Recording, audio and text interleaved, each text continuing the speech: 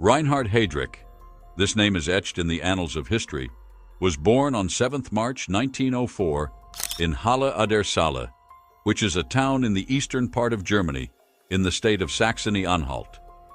His full name was Reinhard Tristan Eugen Heydrich. His father, Richard Bruno Heydrich, a belated part of this history, was a gifted opera singer and also a composer. He was named after the main character of the first opera written by Richard, who was his Randeep. Similarly, Reinhard's mother, Eugen Krantz, was head of the Barth Conservatory of Dresden royalty. If you're asking yourself where the middle name Tristan comes from, it is inspired by the classical opera Tristan and Isolde from composer Richard Wagner. Reinhard's grandmother, Elisabeth Anna Krantz, was married to Eugen Krantz, who was the father of her. She was relatively well off. Richard met her as a fellow student when she was already an aspiring singer, and he was married. They ended up having 3 children, the eldest being none other than Reinhard. A girl called Maria arrived a year and a half later, followed by a younger brother, Heinz. With a father being a prominent composer who also assumed the position of the director of the Halle Conservatorium of Music, it was only natural that Reinhard would be raised in well-off conditions. A nationalist, Richard Heydrich, born Bruno, raised his sons with love and a strong attachment to Germany. From an early age, Reinhard showed potential in diverse areas. He was active in sports and became a good swimmer. His studies were also strong. He also learned to appreciate good music because his parents introduced him to the violin, an instrument he was highly skilled at playing. More challenges, however, were hindering Reinhard's progress during these early years. For instance, as a schoolboy in Germany, he was often bullied at school due to the purported Jewish heritage of his family. The first decade of the 20th century witnessed an upsurge in anti-Jewish sentiments in various regions in Europe, Germany included, where it was rumored that the Heydrich family was of Jewish origin. This belief is thought to have arisen due to the marriage of Reinhard's paternal grandmother in the 1870s to a certain Gustav Robert Suess, who practiced as a locksmith. Reinhard was not Suss's biological grandson, as that position was claimed by Richard Heydrich's stepfather, Suess, who was a Protestant with a popular Jewish surname. Regardless of how false Reinhard's Jewish roots were, allegations of him coming from a Jewish lineage triggered severe psychological effects. His peers mockingly referred to him as Moses Handel. The environment of war influenced Reinhard's earliest years and adolescence. The year he was born, Europe was under siege with nationalistic tendencies, cutthroat competition between colonial African powers, and the existence of 2 rival military blocs. Germany was allied with the Austria-Hungary Empire, and this positioned them against Britain, France, and Russia. There were tensions in the area that could have led to full-scale wars, but such situations were usually contained. Up until the summer of 1914, that is, when there was a political massacre in the Balkans as a result of a Serb nationalist conspiracy to kill Archduke Francis Ferdinand of Austria. What had begun as a territorial squabble quickly heightened tensions across Europe. Soon enough, in early August 1914, expeditionary forces were recruited for a war that would span the entire continent. Fighting for the empire, as it was known, had come, but for Germany, this time, it did not turn out very well. The entry of the United States into World War I in 1917 on the side of Britain and France marked a turning point, following a stalemate on the Western Front in the northeastern region of France.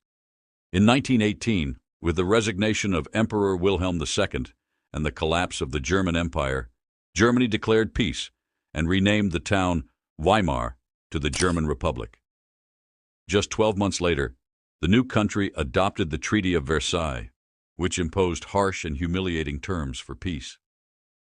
The period of interwar Germany was marked with extreme turbulence. Many German workers, pressed by the success of the leftist Bolshevik Revolution in Russia in the last months of 1917, endeavored to persuade the Weimar Republic to pursue policies more to the left. Most of the extreme left-wingers, however, were violently opposed by the extreme right sections of society. A notable example of this violence occurred in Berlin in January 1919, when communists, brandishing the insignia of the Spartacist League, led by Rosa Luxemburg and Karl Liebknecht, rose in arms with a population of over 50,000 members and threatened the government. The suppression of the Spartacist uprising on the 12th of January, which ended with the uprising's leaders killed, occurred only when the government had raised an army and called upon thousands of ex-soldiers called the Freikorps. From these moments on, the Freikorps reached a higher level of importance in the German society, as the Weimar Republic used them against any and all unions and strikes emerging. Not long after these events, when he was a mere 15 years old, members of the Communist Party, who had quickly enlisted before, seized Heydrich straight in the Freikorps, where he served with Merker's volunteer rifles in Halle. That year, in March 1919, this unit was heavily involved in the quelling of armed protests in Halle. Later, Heydrich would assert that those years appreciably shaped his political leanings, which from an early age were decidedly hostile towards Jews. Anti-Semitism at the onset of the 20th century in Europe was largely common because for centuries the Jews had faced persecution, assaults, and exclusion from society. The woman who primarily parallels Heydrich in her quelling advocacy of anti-Semitism was rife in Weimar Germany, though not to such an extreme extent. In the spring of 1919, Heydrich became a member of the German Nationalist Protection and Defiance Federation, established in Bamberg, which operated under the slogan Deutschland den Deutschen. The Federation was among the most aggressively anti-Jewish organizations in Germany after World War I, during a time when the majority of Germans blamed Jews for both the loss of the war and for the following decades of humiliation. It is difficult to pinpoint the specific reasons that made young Heydrich such a devoted fighter against the Jews. By the 1910s, even his father's tenants in their Halle Conservatory building had rented space to a Jewish gentleman, proving that his parents were not particularly hostile toward Jews. The radical anti-Semitism that took root in Germany in the years after the war came from external forces. At the age of 18, Reinhard made a choice to enlist in the Navy of Germany. This said position, however, was a challenge to realize given that the newly created Reichsmarine, which was permitted a total of only 15,000 troops, no submarines and 6 dreadnought-class battleships only, as dictated by the Treaty of Versailles, had restrictions. Nevertheless, Mrs. Heydrich used her influence and contact of upper-middle-class family to get him enrolled into the cadet school located at the Navy base of Kiel in North Germany, which is also along the border of Denmark. During the year 1924, spring season, Heydrich was promoted to the rank of senior midshipman, which moved him to the officer training base at the Merwick Naval Base, Kiel. He graduated in 1926 and proceeded on a tour, training on a ship that took him to the Western Mediterranean, where he visited Spain and Portugal, before spending half a year with the North Sea Fleet flagship, SMS Schleswig-Holstein. During this period, Heydrich achieved some degree of success, shaping up to be an efficient officer and progressing to the rank of sub-lieutenant by the summer of 1928. He was also a man with aspirations. In fact, during a short trip back to Halle, a childhood friend of Heydrich's who had gone to see him recounted that he once wished to become an admiral. As Heydrich was finding his feet, certain events taking place in Bavaria, located in the southern part of the country, began to suggest what the future held for Germany. Many German men were left feeling extremely angry over the peace treaty that was signed at the end of the conflict. The Treaty of Versailles burdened Germany with reparations after the war and stripped it of its military power, leaving only a 100,000-men army. In the early 1920s, France was occupying certain territories in western Germany, and locals often refused to pay their taxes. As a result, many people began joining extreme right-wing organizations, such as the Freikorps, just as Heydrich had done in 1919. These small political movements remained active, calling for a revision of the settlement and a reawakening of German nationalistic sentiments throughout the 1920s. At the head of a small Bavarian movement called the National Socialist German Workers' Party, the Nazi Party, which in English translates to Hitler, was an Austrian native who had fought in the war. They sought to seize power in the Bavarian capital, and even made a bid in November of that year, but their efforts couldn't get off the ground. The authorities apprehended Hitler and a few others, and though they managed to calm the fervor for the time being, they could not destroy the party itself. Many years later, this faction would return as a highly engaged political action, one to become part of as well, Heydrich. And the Navy was not an exception as well, having its own problems, among which were Heydrich's distractions from naval duties, which ultimately culminated to his joining the Nazi Party. While on temporary duty in the Western Mediterranean and Atlantic regions in 1926, Heydrich became discontented with the wife of a British officer who refused to dance with him, which resulted in trouble at a naval base. As his roguish behavior escalated into scandalous proportions by the late 1920s, he engaged in numerous affairs, often with married women and sometimes with multiple women simultaneously. In addition, it was disclosed that Heydrich treated his subordinates shamelessly and with a lot of contempt. The man was preoccupied with sports, mainly rowing, and neglected his work as a sailor. All these events reached their peak in 1931, when it was revealed to the public that Heydrich got engaged to a different woman, but decided to end the engagement, stating he was in love with Lena van Osten, a daughter of a small German noble whom he met at a rowing ball in December 1930. Even in the early 1930s, most common law jurisdictions did not condone such breaches of commitment, which ultimately led to Heydrich's dismissal from the Reichsmarine in April 1931 on grounds of conduct unbecoming an officer. His expulsion that spring was a significant upheaval in his life, but in the end, he was the author of his own misfortune. Throughout the proceedings regarding his involvement with the mysterious young lady who claimed that Heydrich had asked her for her hand in marriage, he continuously deceived the investigating body. Reinhard's most senior officer at the time was Hubertus von Wangenheim, who was accompanied by the training officer Gustav Kleikamp and the commanding officer of the Baltic Fleet, Admiral Gottfried Hansen. Instead of admitting to the facts, Heydrich insisted that it was the woman who had encouraged him to initiate such a relationship. When he found out that this statement was not the case, Heydrich stood by his refusal to withdraw the claim. The investigating commission regarded this as a proved lack of sincerity, which is what drove them to the radical step of sacking him from the Navy. This was quite a blow for Heydrich. This was the most crushing grief of his existence, as said by his later wife, Lena von Osten, and so for many days he locked himself in a room and cried out loudly at fate. He even tried to persuade Paul von Hindenburg, the president of Germany, to get to the bottom of this issue, but he failed.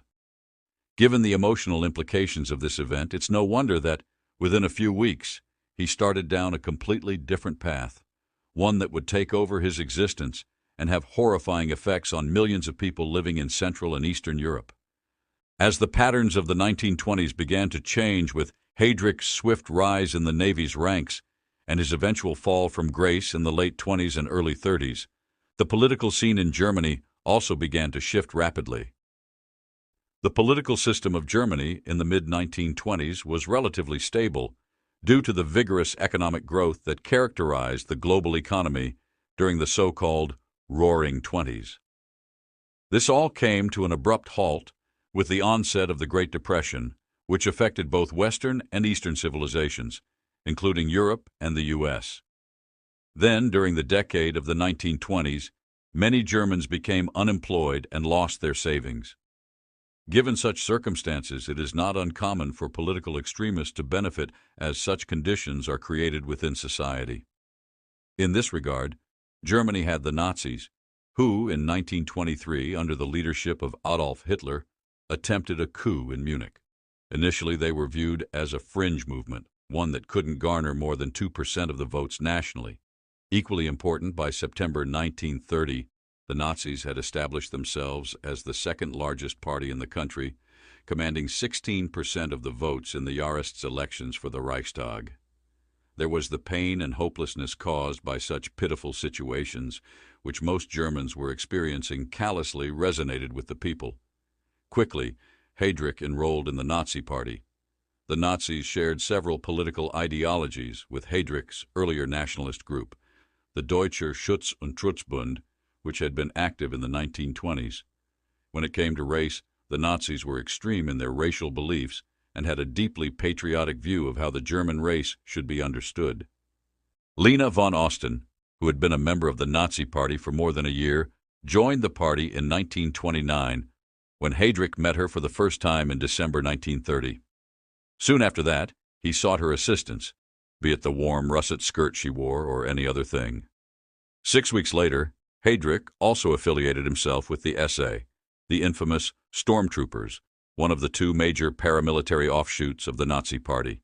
The other wing was the SS, Schutzstaffel, literally translated as the protective echelon.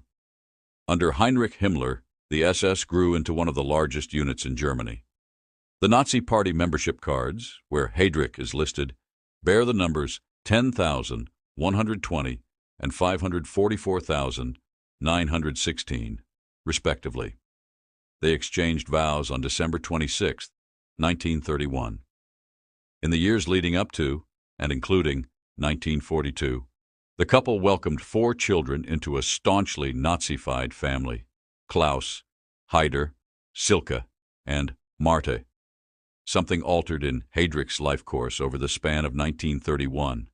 According to the terms of his contract in connection with his discharge from the Reichsmarine, he was entitled to 2 years' severance pay. On record, this marked the end of his engagement in any gainful employment. He lived off this until a position was offered to him by the Nazi Party.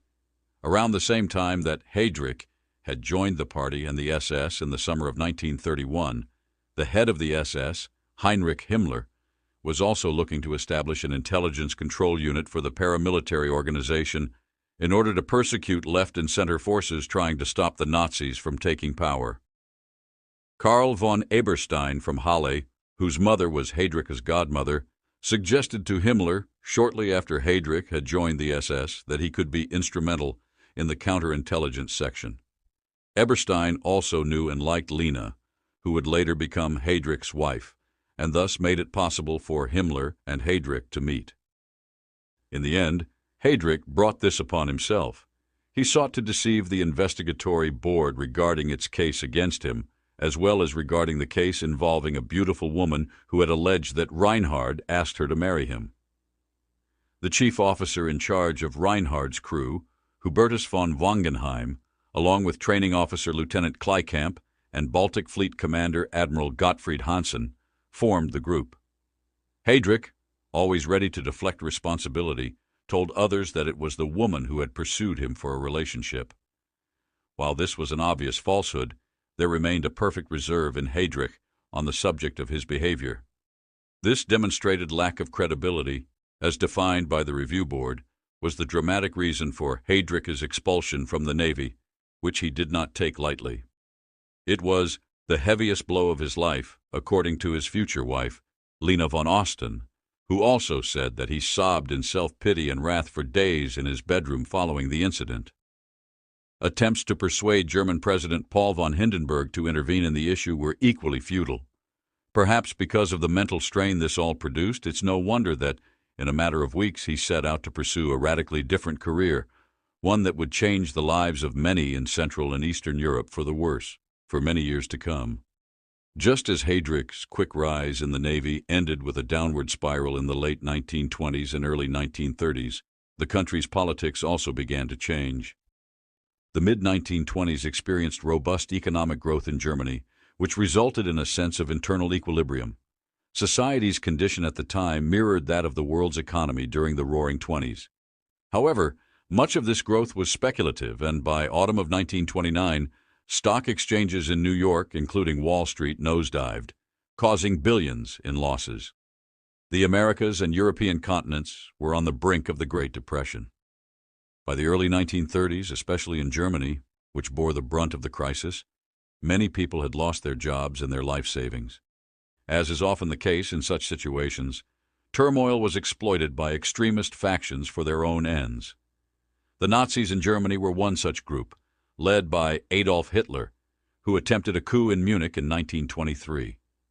At the time, the Nazis were a laughable party, managing only 2% of the votes in national elections. Still, by the September 1930 Reichstag elections, they managed to secure as much as 18% of the votes, becoming the second largest party in the country. After that, they would not stop here. As it will become apparent later on, they gained even more support, especially from the Germans, who were in despair over the economic hardships their country was experiencing at the time. Heydrich joined the Nazis very quickly. They were staunch foes of the Jews and believed that Germany belonged to the ethnically pure Germans. In a political sense, they were akin to the Deutsch Völkischer Schutz- und Trutzbund, which Heydrich had belonged to in the early 1920s. They had a radicalized form of ethnic otherization. Lena von Osten had already been a Nazi member for more than a year when Heydrich met her in December 1930, having onboarded herself in 1929. Although this may not have taken much convincing on his part, she must have played an important role in solidifying his decision, which led him to register for the party on June 1, 1931, just a day after he was released from the Reichsmarine, which he had joined years earlier. 6 weeks later, he also joined the SA, also known as the Stormtroopers, one of the two main paramilitary groups of the Nazi Party, the other being the Schutzstaffel, or SS, meaning defensive umbrella. Under the leadership of Heinrich Himmler, the SS was transformed into one of the most efficient military apparatuses in Nazi Germany. In several claims, Heydrich was assigned the value of 10,120, while in other claims, 544,916 was mentioned for the Nazis. He tied the nuptial knot with Lena on the 26th of December, 1931. They would later expand their family, giving birth to 4 children in a family devoted to Nazi ideology: Klaus, Heider, Silke, and Marta, between 1933 to 1942. In the course of 1931, the way Heydrich lived his life changed radically. Although he had received 2 years' severance pay after he was dismissed from the Reichsmarine, he was at the moment a man without a job. He managed to get a job while still living off this monthly allowance, which came from the Nazi Party. The leader of the SS, Heinrich Himmler, around the time when Heydrich entered the party and the SS in the summer of 1931, initiated a plan to establish a branch for countering the internal leftist and centrist opposition to the Nazis. Karl von Eberstein, a local of Halle, whose mother was Heydrich's godmother, advised Himmler, soon after Heydrich joined the SS, that he could occupy a top post in this new structure for combating intelligence. Additionally, Eberstein was on good terms with Lena, who would become Heydrich's wife. Thus, there was no doubt that he facilitated the introduction of the two. This meeting indeed happened in Munich, where Himmler was so impressed with Heydrich's qualifications that he appointed him head of the SS Ich Service Western Division, better known as the Intelligence Service. However, it is now more commonly referred to by its later name, the Security Service or Sicherheitsdienst, abbreviated as SD. After accepting the position, there was little time for him to spend with Lena as a couple, since his new role required them to move to Munich. He was already working out of the Brown House, a building located on Munich's Königsplatz, which the Nazis had taken over in 1930 as their headquarters by August 1, 1931. Initially, Heydrich found the work unpleasant. He had to share a typewriter with another SS member, and for quite some time the pay was poor, but it quickly improved. A considerable part of Hildebrand's activities was devoted to the observation of Nazi Party members. This measure became necessary due to certain fears experienced in the late 1920s and early 1930s, such as slanderous allegations that the party, which was then carving its own niche in state politics, was infiltrated by state security agents or members of the Communist Party, or that tens of thousands of new members, including some Reichstag deputies, were joining the party with no beliefs other than career advancement. At the same time, Heydrich ordered the SD to begin preparations for the infiltration of state security services. So, for both of these projects, by the end of 1931, Heydrich had organized a network of spies and had begun gathering information on the leaders of the center in advance of their expected future use or extortion. Himmler had not a single pfennig of discontent about this initial assignment, and in the following December, Heydrich wed Lena. On this joyous occasion, the leader of the SS promoted Heydrich to the rank of SS Sturmbannführer, which conferred the same status as a major in the armed forces. The faction which Heydrich headed was about to become the largest in Germany. The country's economic situation remained on a downward trend, which led to the call for the Reichstag elections to be conducted during the summer of 1932. In the course of these elections, the Nazis received 37% of the total votes cast, nearly double the percentage they had obtained in the 1930 elections. They were able to obtain 230 of the 608 seats present in the House, thereby becoming the biggest political party in Germany. On the other hand, it was impossible for Hitler to think of being in a coalition government led by anyone else, as the other centrist parties made sure that Hitler would never become the Chancellor of Germany. Therefore, Chancellor Papen also had to try and form a cabinet, which was unable to alleviate the worsening political and economic situation.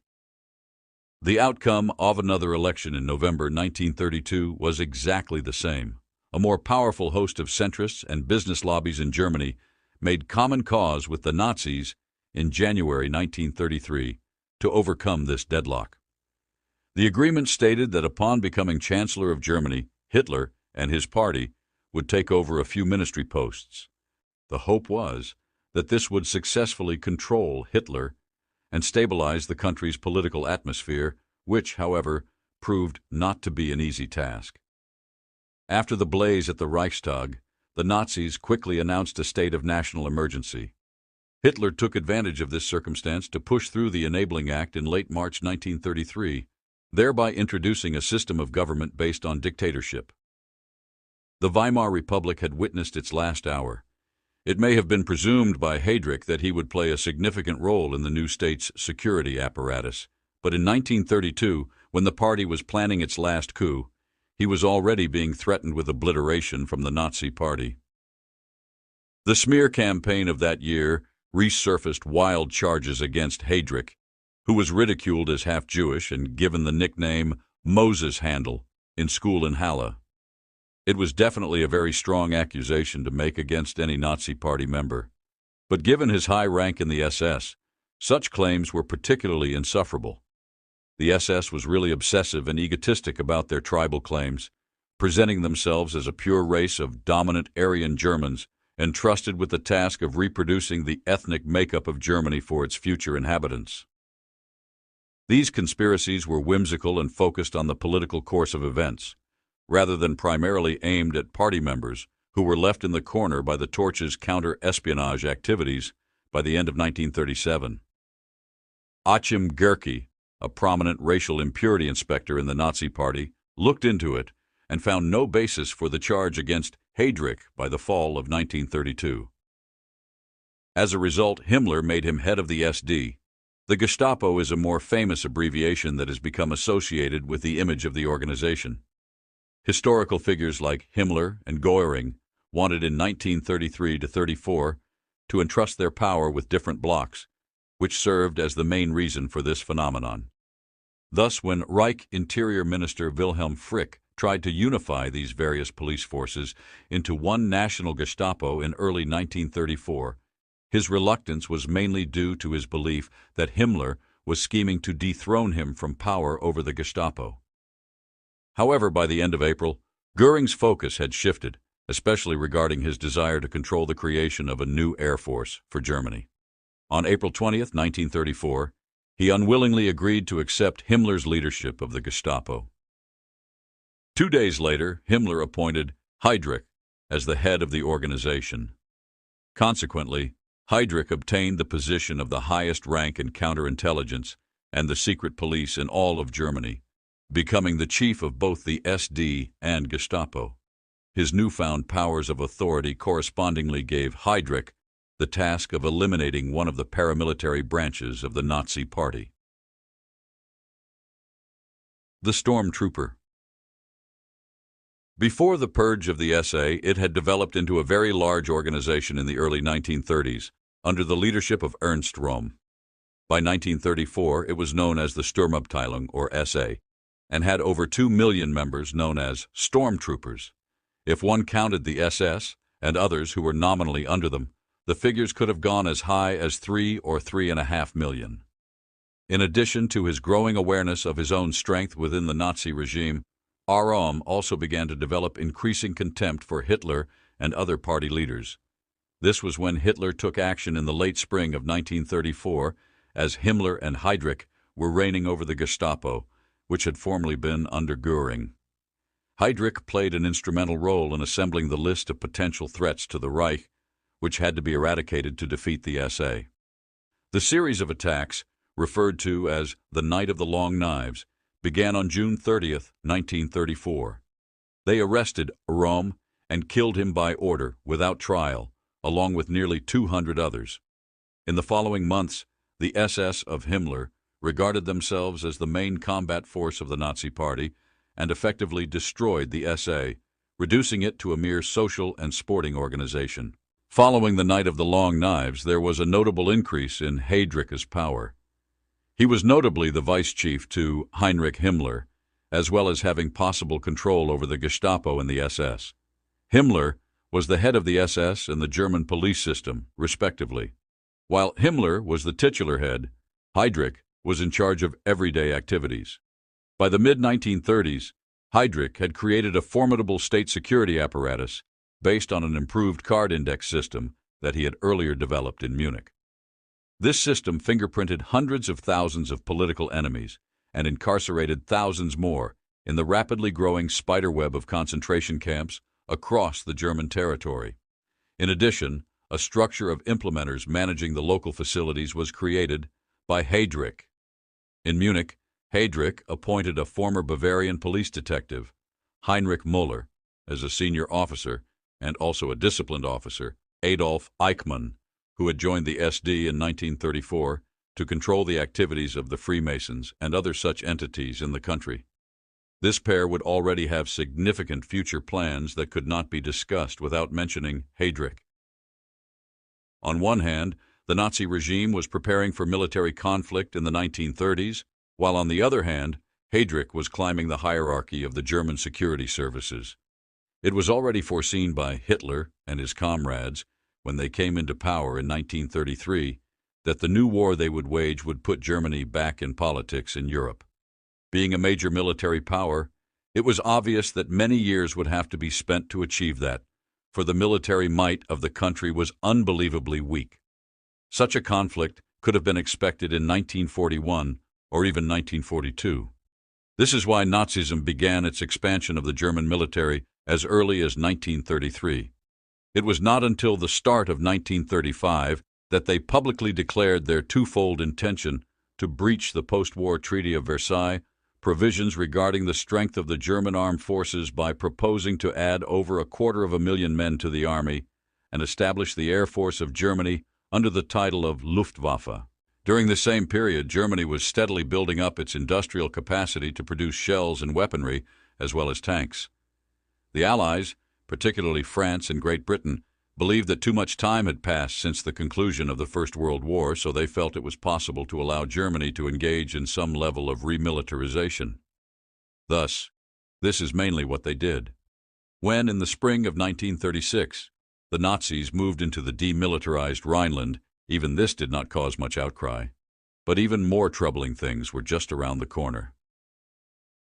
In the 1930s, the National Socialist government began to actively pursue the vindictive, anti-Semitic discourse that had been gaining traction in the country. The main aim of Nazi policy in the mid-1930s was to deprive the political rights of nearly 500,000 Jews living in Germany. The plan was to either turn these Jews into second-class citizens or intimidate them into leaving the country with the hope that they would emigrate to the Holy Land, where the settlement of Jews from all over the world had been planned since the turn of the 19th century. These laws, aimed at the economic exclusion of Jews and prohibiting intermarriage between Jews and non-Jews in Germany, marked the culmination of this campaign of political persecution and terror, which reached its apex in 1935. In the initial phase of the events, the SD and the Gestapo were responsible for the anti-Jewish identification process. They also kept records of particular sections of the Jewish population who were considered to be troublesome. As a result, the middle of the 1930s saw Heydrich actively participating in the anti-Jewish campaign of the Nazi regime, couched in nation-building terms that was bound to intensify in the coming years. By 1936, Heydrich had risen to the ranks of the most influential members of the nascent Nazi government. He was not only one of the topmost officers of the security services, but his social, economic, and political profile was also on the rise. As social events organized by the Reich Chancellery began to include the Heydrichs, so did his closeness to Hitler. The Führer was very much struck by Heydrich's apparent passionate loyalty to the system and eagerness to implement the most radical plans. When that fateful day came, the German Chancellor would name such an outrageous figure, the man with the iron heart. Notwithstanding this, Heydrich's career was always bolstered by his close relations with Himmler. In March 1936, thanks to his hard work as head of the SD and the Gestapo, which made him a German Privy Councillor from the spring of 1934, Heydrich obtained a seat in the German Reichstag, which had become merely a decorative parliament after the spring of 1933. Thanks to Reinhard's political links, the Heydrich clan grew as a family, and he started to earn a pretty hefty wage to match his job achievements. In 1936, Berlin was also the venue of the Summer Olympic Games, and the family had a box. Because of Reinhard's almost fanatical devotion to the Nazi regime and its tenets, the family was able, through Lena, to become one of the prominent families in the whole of Berlin around the mid-1930s to the late 1930s, although troubles in their marriage almost tore it apart due to suspected infidelities of both Reinhard and Lena. In addition, Heydrich's influence started to extend beyond the borders of Germany. As the year turned in the mid-1930s and the nation was rearming, there was increased instability over parts classified as Hitler's Reich, which included Austria and some parts of Czechoslovakia, particularly the over 3 million ethnic Germans in the Sudetenland. The Nazi Party had designs on Austria long before the Anschluss. Since 1933, for instance, the Austrian section of the Nazis had started serious agitation against the Vienna government in their desire to control it. This agitation, witnessed by a Nigerian while presiding over an event, included the violent deaths of Austrian Chancellor Engelbert Dollfuss and his successor. Kurt Schuschnigg, who took over after the assassination, established a nationalist government and worked toward modern-day objectives of eliminating the threats posed by the Nazis in his country. By the mid-1930s, the aim of the Germans was the disintegration of the Austrian state, and a large number of Austrian Nazis were based in southern Germany. Focusing on Austrian perception management, organizing the Nazi opposition there, and marketing the idea of brotherhood between Germans and Austrians, Heydrich played an important role in those activities. Eventually, all these efforts bore fruit. By early 1938, Schuschnigg was under increasing domestic pressure in Austria to support the Anschluss of Austria to Germany and to allow the activities of the Nazi Party. He claimed that he would allow a vote on the issue on March 13, 1938, and that Heydrich would be present. For example, Schuschnigg and Hitler also invited representatives of the military and police to early 1938 meetings in Bavaria to intimidate the Austrian Chancellor. However, the situation changed once Schuschnigg finally agreed to organize a vote about the unification with Germany. On March 12th, German soldiers were ordered into Austria under the pretext of preventing any unfair practices during the referendum. Austria and Germany united in the spring after the overwhelming majority voted in favor of it. Immediately, Himmler and Heydrich were on a flight to Vienna, arriving on the 13th. Within 48 hours, they operated from the Regina Hotel in Vienna, where they helped coordinate the efforts of Austro-Nazi members like Kurt Daluege and Ernst Kaltenbrunner to restructure Austria's police system. Moreover, before even departing the capital, Heydrich had already given the necessary orders for the arrest of thousands of people who were resistant to the new Nazi regime throughout Austria. When the German military crossed over into Czechoslovakia, forces would similarly take control of these centers of power and authority. This was quite different from Austria's previous suppression of resistance. From the start of these new occupation policies, the British and French governments recognized that Czechoslovakia, a state created after the First World War, could not be handed over to the Germans without consequences. As Hitler began pressing for German demands on the Sudetenland in the autumn of 1938, the British Prime Minister, Neville Chamberlain, hastily called for the Munich Conference, claiming that Germany would annex the Sudetenland only if the Czech Republic was guaranteed independence in all areas inhabited by Germans. The moment this agreement was reached, Hitler set in motion plans to take over the rest of Czechoslovakia by early 1939.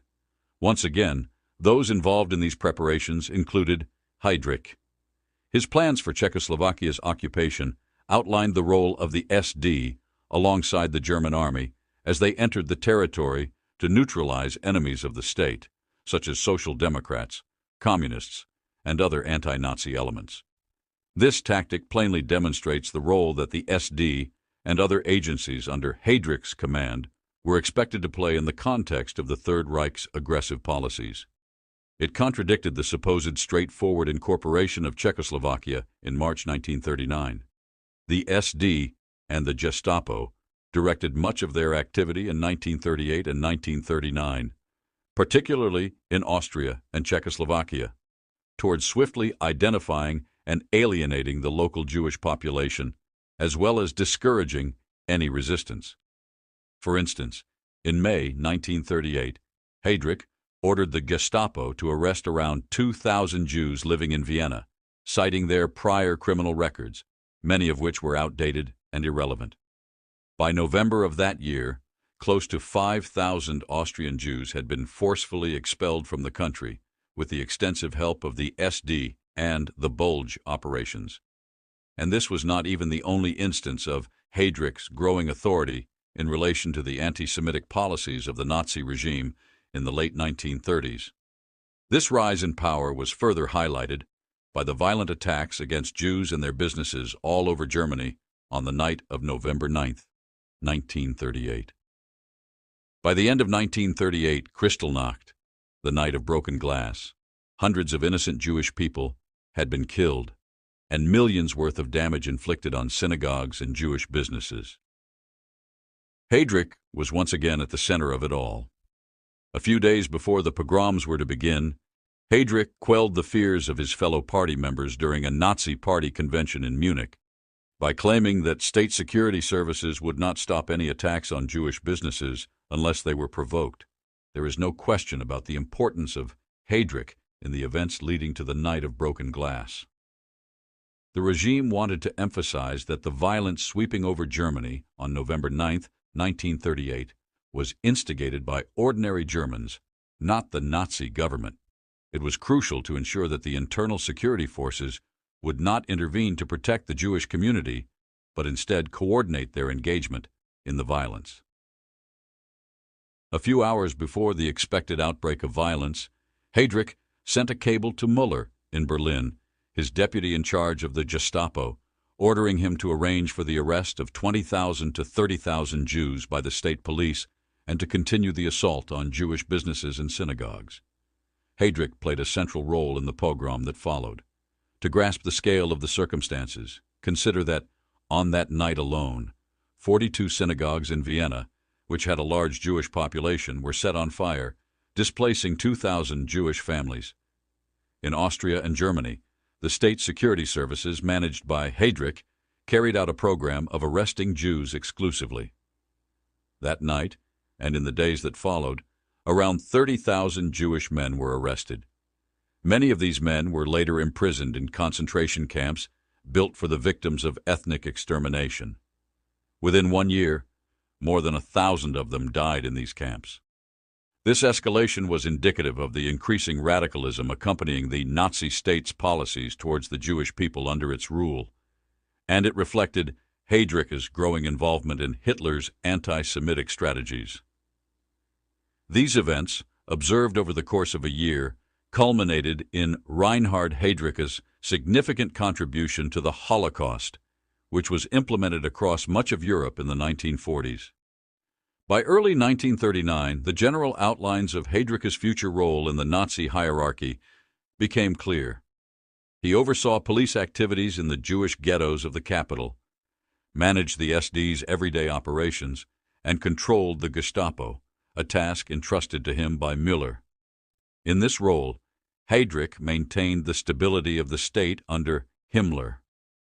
The Anschluss of Austria, along with the events of Kristallnacht, underscored how critical Heydrich's functions had been in expanding and intensifying the Nazi regime's brutal repression of the Jewish population and in the governance of annexed and conquered territories. This expansion also set the stage for the coming conflict between the Nazis and France and Britain. Losing territory due to the intervention in Czechoslovakia in the spring of 1939 and the creation of Poland in 1918, the Nazi campaigns to annex much of Poland began to intensify. However, this time, London and Paris were determined to stop any further German expansion and warned that war would follow if any invasion of Polish territory occurred, which, indeed, it did. Germany invaded Poland on September 1, 1939, and less than a week later, just after the two global powers had sat to discuss the division of Eastern European countries, and days after aggressor Poland was staged following a sophisticated operation, Britain and France declared war on the Nazi regime on September 3, 1939. We may say that the First World War had already started. The organizational structure of the security services directly changed at once with the declared state of war in the country, as well as the role of Heydrich in them. The main office of security of the Reich was created on the orders of the Führer to take control of the enemies of Nazi Germany within and outside the borders of the Reich, in order to contain the expanding size of territories dominantly ruled by Nazis. Formally, the Reichssicherheitshauptamt, RSHA, was created by Germany on September 27, 1939, at the time when its forces were completing the occupation of Poland. The new body would merge the SD, the GESTAPO, the KRIPO, and a number of other security organizations. Heydrich had been appointed as the first chief of the institution. The RSHA was subdivided into 7 divisions, each in charge of a specific function. For example, ideological investigation relates to Department 2, while Department 5 is tasked with the suppression of crime. The 4th Department absorbed the Gestapo, and a B4 unit was instituted to deal with Jewish affairs and evacuation activities. Years of growth and serving under Reinhard Heydrich at the RSHA, Adolf Eichmann became the head of this office that was to be crucial in the coming months. It is possible to start this section by writing about how Hitler and the Nazis effectively started the Second World War. In the case of the protocols, those two states decided to share Eastern Europe. Just a few weeks after the invasion of Poland by Germany, the army also advanced from the east by the Germans and the Soviets, thus defeating the Army of Poland. By October 1939, most of Poland was occupied by Germany, and the Nazis set up a provisional administration in the country. The number of Jews endangered by Nazi rule began to rise dramatically with the invasion of Poland, and in fact, with the much earlier encroachment of Germans into places such as Czechoslovakia and Hungary. Most of the Jews in medieval Europe lived in Eastern Europe. Thus, it is known that at the end of the 19th century, there resided over 3.5 million Ashkenazi Jews in Poland. In contrast, there were slightly above 500,000 Jews in Germany by the time the Nazis came into power in 1933.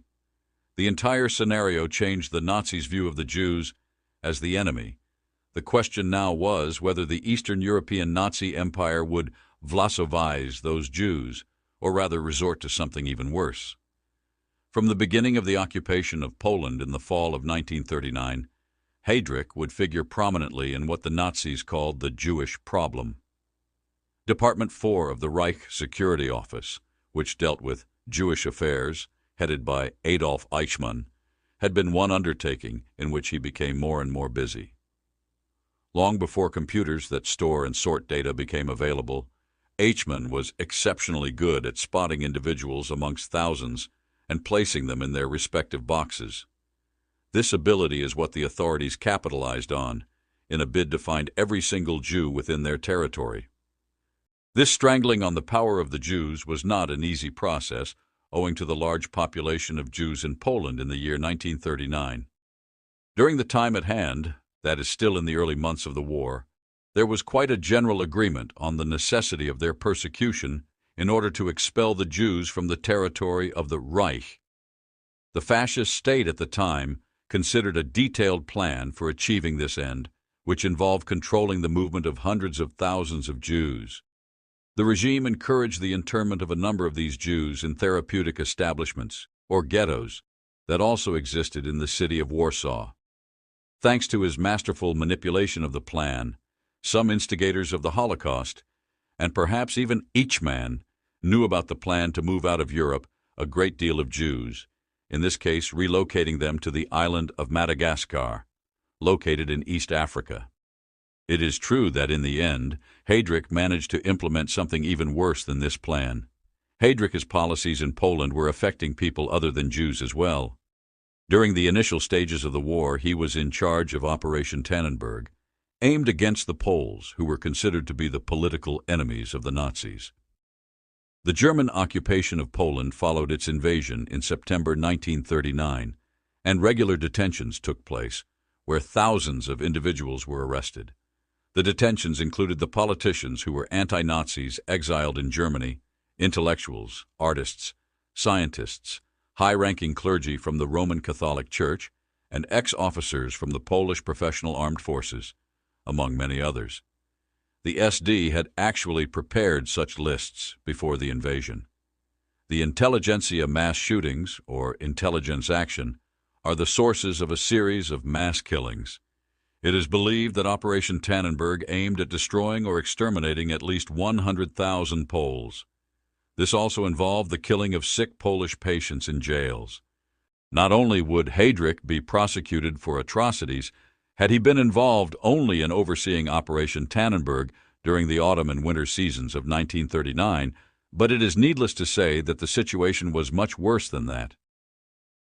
As the war reached every corner of Europe, so did Heydrich's role expand as the general of the Reich Security Main Office. After the Polish invasion in the autumn of 1939, Heydrich turned his attentions towards Northern and Western Europe in 1940. First, covert irritants were used to bring Denmark and Norway under his control, before the Blitz attack on the north part of France and the Low Countries in summer. Nazi bunting was hoisted in Brussels, Amsterdam, and Paris within 6 weeks of a savagely quick onslaught called Blitzkrieg. Britain, the last bulwark against Nazi advance in all of Europe, stood alone. The enhancing, irrefutable argument for that being the relentless air assault directed at Britain, while those also conducted efforts to encompass its maritime traders using submarines to strangle its economy. All through the war, Germany had strained the military efficiency of the country, which, according to Hitler, alienated friends and allies alike. It was clear that the devotion of the British was increasingly negative for Hitler's designs, to such a degree that he made the decision to start an entirely different war, the attack on the USSR, starting likely in late 1940 or earlier. Certain events would take place later, well within the time frame of the operation, when in fact the first conditions were created. When Germany moved from neutral defense towards rash offense, war proved remarkably effective. By the fall of 1941, the Germans managed to capture wide stretches of new lands that included territorial gains in eastern Poland, the Baltic region, and Ukraine. The rapid rise of the German Reich in Western and Northern Europe in the year 1940, followed by Eastern Europe in 1941, expanded the scope of operations of Heydrich's Reich Security Main Office, and consequently, the scale of the crimes it was charged with responsibility for increased dramatically. The most dreadful was its neglect of the Einsatzgruppen. These deployment groups, or task groups, were essentially assassination squads of the SS, starting with Poland deportations in Operation Tannenberg. They harbored no delusions of grandeur in that organization, though Heydrich was chief of the Reich Security Main Office, commanded the SS, and had the status of Hitler's right hand concerning internal cleansing. Only in that year did their behavior turn savagely unruly. They massacred innocent civilians within their territories, even immediately behind the fronts of German army advances into Ukraine and Russia. These massacres included Jews, Roma, and any foreigners, such as Russian and Ukrainian prisoners of war accused of political opposition. The Einsatzgruppen killed around 33,000 Jews in Babi Yar, near Kiev, within 2 days, on the 29th and 30th of September, 1941. Similar events were observed on the Eastern Front during the period when Heydrich was at the head of the Reich Security Main Office. By the end of the war, the Einsatzgruppen had executed over 2 million people. The night and fog order was also invoked, where the state terror apparatus was employed, to which Heydrich contributed significantly. Such a system unconditionally arrested any person in any occupied area who presented any peril to the Nazi regime without a need for any identification. The formal order, which came into force in December 1941, was thus entitled after a sentence in the text of the order that stated such persons would be apprehended using the code name Night and Fog. Those detained in such a way usually vanished from parts of Europe, such as occupied France or the Low Countries, leaving relatives wondering what had occurred to them. Thousands of unfortunate individuals were received by Heydrich's SD office and were subsequently tortured and confined in secret in Germany. Their main purpose was to extract a confession, however, by either executing these individuals or deporting them to death camps, which more often than not was a death sentence. As a result, while Heydrich was still the chief of the security forces in the Reich, his plans involved actions with thousands of residents of Western Europe under Nazi occupation, a territory largely free from the depths of evil of the Nazi regime in the East. It's known that there have been shifts in perceptions of Jews in different periods of history by the German populace, but what most people regard nowadays is Heydrich's more remarkable contribution to courses concerning the so-called Jewish problem within the Nazi state. In the mid-1930s, this group of 500,000 Jews inhabiting Germany was under threat, with numerous initiatives aimed at stripping Jews of their citizenship and, in effect, their right to reside in Germany, with these measures being rather progressive toward overcoming Jews. In addition to the pogroms of Kristallnacht in November 1938, the mentioned campaign of terror also got its more ominous aspect with the invasion of Poland in September 1939, as the number of Jews under Nazi subordination grew at a staggering rate. Such measures drove people like Adolf Eichmann into insanity, as he came up with ideas of relocating all the Jews living in Europe to Madagascar, where huge concentration camps were planned to be erected.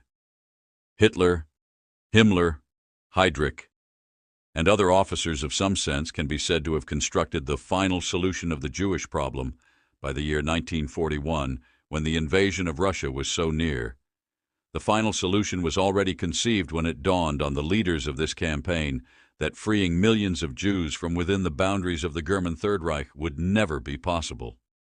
The Northern Africa campaign against Britain was brought to an end, cutting off any chances that the Suez Canal would be taken for a direct sea route to Madagascar.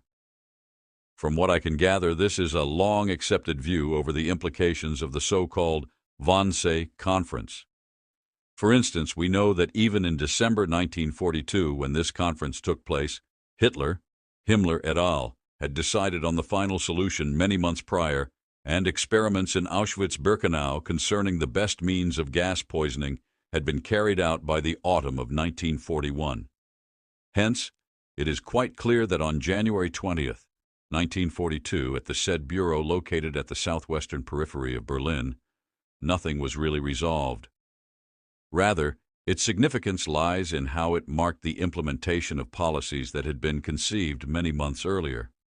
In the weeks that followed, Heydrich called in some of the top officials in the Third Reich to ensure the efficient execution of the extermination policy. Those who mainly sat in offices in Berlin, arranging the trains, moving people to the camps, and doing clerical jobs, ultimately became the ones responsible for the shooting and gas murdering of millions of Jews in Europe. Reinhard Heydrich's position at the beginning of the Holocaust was the highest in the bureaucratic structure. In spite of Himmler's regular disapprovals, Heydrich's activities expanded beyond mundane office duties. Heydrich began taking flying lessons in 1935, in the same year that Göring initiated the process of turning the German Air Force into the Luftwaffe. He intermittently trained throughout the remainder of the 1930s, eventually completing his training in 1939 as war loomed at a flying school in Verneuken, located northeast of Berlin. Once the conflict broke out, it was Himmler who stood first and forbade Heydrich from indulging in any combat missions, as he believed an SS officer of his stature should not be engaged in such activities. But as the war dragged on until the early 1940s, Heydrich's defiance escalated, and he was sent to the Norwegian front as part of the Jagdgeschwader 77 for 1 month. This was a more or less safe theater of the war, but became much more dangerous as the conflict progressed, when he made up his mind to join the German Air Force and participate in the Eastern Campaign, subsequent to the German invasion of the Soviet Union in the summer of 1941.